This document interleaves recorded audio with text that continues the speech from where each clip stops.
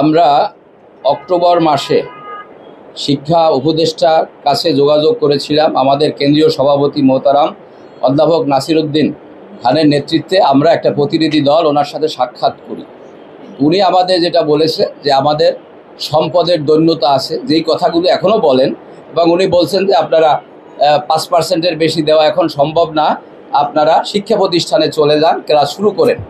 আমরা নতুন করে যে 5%-এর প্রজ্ঞাপন দেওয়া হয়েছে জাতীয় শিক্ষক ফোরাম, এটাকে আমরা প্রত্যাখ্যান করলাম। সারা বাংলাদেশের শিক্ষক সমাজের সাথে আমরাও প্রত্যাখ্যান করেছি এবং আমরা বলেছি শিক্ষা উপদেষ্টা জনাব সিআর আবরার স্যার, আপনি যদি নিজে না পারেন প্রধান উপদেষ্টার সহযোগিতায় আপনি অন্তত শিক্ষকদের জন্য 20% বাড়ি ভাড়া এটা নিশ্চিত করবেন। কিন্তু তার সাথে আলোচনা আমাদের কোনো সুরাহা হয়নি।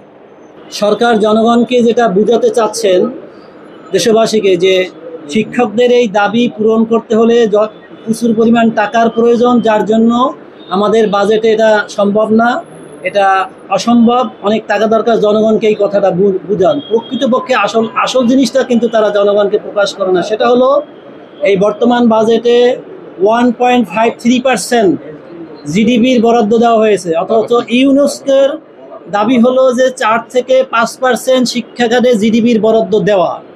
আমি মনে করি ইউনেস্কোর 4 থেকে 5% অতটা না করেও যদি সরকার আর 1.5% জাতীয় বাজেটের বৃদ্ধি করে, মাত্র 1.5%, তাহলে শিক্ষা খাতে জিডিপির আর বর্তমানে যে বাজেট আছে তার থেকে যদি আরও 1.5% বৃদ্ধি করেন, তাহলে সমস্ত শিক্ষা প্রতিষ্ঠান জাতীয়করণ করেও তাদের বাজেট উদ্বৃত্ত থাকবে।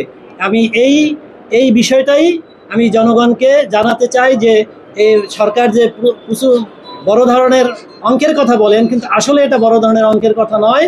ইউনেস্কোর সাইড থেকে 5% শিক্ষা খাতে বাজেটের শিক্ষা খাতে বরাদ্দের জায়গায় সরকার যদি আমাদেরকে 3% বরাদ্দ দেন, তাহলে পরে এই দেশের শিক্ষা খাত জাতীয়করণ করা সম্ভব। আমি আশা করব আগামী বাজেটে বা বর্তমান এই যে চলমান বাজেটে অন্ততপক্ষে শিক্ষকের এই ন্যায়সঙ্গত দাবি দ্রুত তারা দাবি মেনে নেয়, তা নইলে এই দেশের শিক্ষা ব্যবস্থা অচল অবস্থা হয়ে পড়বে।